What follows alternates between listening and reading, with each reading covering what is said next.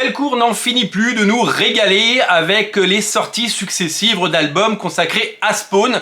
Le nouveau, la dernière sortie, le petit nouveau, c'est King Spawn tome 4 avec cette sublimissime couverture que je vous invite bien entendu à découvrir. King Spawn, c'est la deuxième série régulière de Spawn. Il y a la série Spawn qui est publiée en France dans Spawn Renaissance. Cette série Spawn, elle a plus de 350 numéros. C'est une série qui existe depuis 1992 et il y a maintenant 3-4 ans, eh bien, Todd McFarlane a lancé une deuxième série régulière Spawn, tout comme il y a deux séries Batman aux États-Unis, il y a Batman et Detective Comics, eh bien, il y a deux séries Spawn qui se lisent en parallèle. C'est des histoires différentes qui peuvent s'entrecroiser par moments, mais c'est le même personnage, c'est juste une deuxième série consacrée à Spawn. Il y a d'autres séries, vous le savez, qui sortent. Il y a la série qui s'appelle Gunslinger. Gunslinger, c'est évidemment le Spawn Pistolero, et The Scorch, la série qui met en scène l'ensemble des Spawn avec Haunt notamment. Scorch, c'est une sorte de Justice League ou de Avengers des Spawn, avec Gunslinger Spawn, avec Medieval Spawn, avec She Spawn, etc. etc. King Spawn, c'est donc la seconde série. Elle continue son petit bonhomme de chemin. Aux États-Unis, elle en est au numéro 34. Je vous montre le dernier numéro que j'ai acheté exactement en même temps que le tome 4. Alors, le tome 4 en France, il reprend les épisodes 19 à 24. Et aux États-Unis, on en est au 34. On a seulement 10 numéros de différence entre la France et les États-Unis. La particularité de King Spawn aux États-Unis, c'est que c'est scénarisé désormais par Todd McFarlane tout seul. En effet, Sean Lewis a quitté King Spawn, Sean Lewis qui est scénariste de ce tome 4. Ici en version française, a quitté la série et c'est Todd McFarlane qui a repris les rênes. Sean Lewis, il est parti sur une autre série qui s'appelle Monolith, que je vous invite évidemment à découvrir.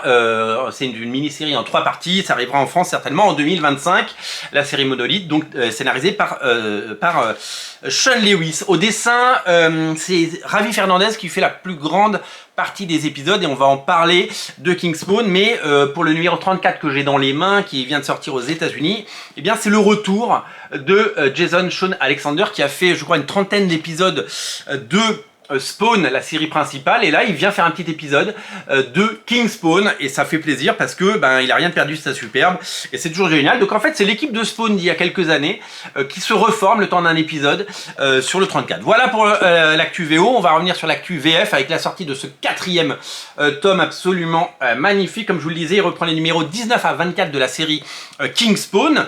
C'est scénarisé par Sean Lewis et Todd McFarlane et c'est dessiné à 4 mains, enfin non, à 8 mains par Ravi Fernandez. Il y a des dessinateurs qui ont déjà travaillé soit sur des couvertures, soit sur des intérieurs, Thomas Nachlik, Von Randall et Kevin Keane. Ça nous donne eh bien, d'abord une unité graphique, parce que graphiquement, ces dessinateurs ont quelque chose en commun, et je sais que Todd McFarlane prend un vrai plaisir à avoir une continuité graphique dans ses bandes dessinées, notamment grâce à la couleur et grâce à la production générale des épisodes. Pendant longtemps, c'est lui qui était encreur. Là, il délègue pas mal, il ne fait plus que le scénario. Vous allez découvrir des histoires beaucoup plus sombres que dans la série principale. Je vous rappelle que la série principale, Spawn, elle est dessinée jusqu'au numéro 350 par Carlo Barberi. Après, c'est Brett Booth qui reprend les rênes de la série. Il y a un côté très lumineux, très mainstream dans la série principale, et c'est là, il y a un côté beaucoup plus dark. Todd McFarlane a voulu revenir aux origines du personnage et à quelque chose de beaucoup plus horrifique, beaucoup plus dark et beaucoup plus majestueux. Ça rappelle évidemment les dessins flamboyants de dessinateurs comme Greg Capullo bien sûr, ou de dessinateurs comme Brian Holguin quelques années plus tard, des dessinateurs fabuleux qui ont œuvré sur la série Spawn. Il a voulu quelque chose de plus adulte et quelque chose qui se rapprocherait de l'idée qu'il a d'un film Spawn, un projet qui est toujours évidemment, vous le savez, en chantier, et un projet qui, bien entendu, va continuer à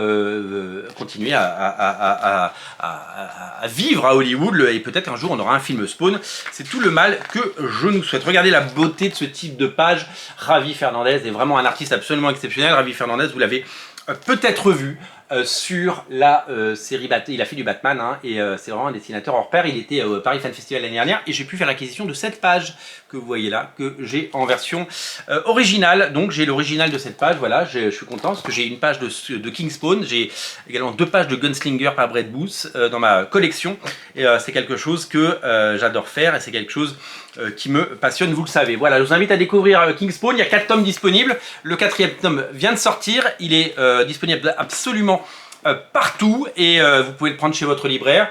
Si vous passez en librairie, et bien feuilletez-le et plongez dans Spawn, il y a 4 tomes, vous prenez les 4 d'un bloc, chaque tome coûte 16,95 €, regardez c'est le prix que je l'ai payé, est-ce que ça fait le focus? Je ne crois pas. Voilà, et c'est 17 balles, mais c'est du comics très haut de gamme et c'est toujours un plaisir de lire du Spawn et on a hâte de voir les nouvelles séries Spawn comme Rat City et Monolith arriver en version française, ce sera chez Delcourt bien entendu, salut.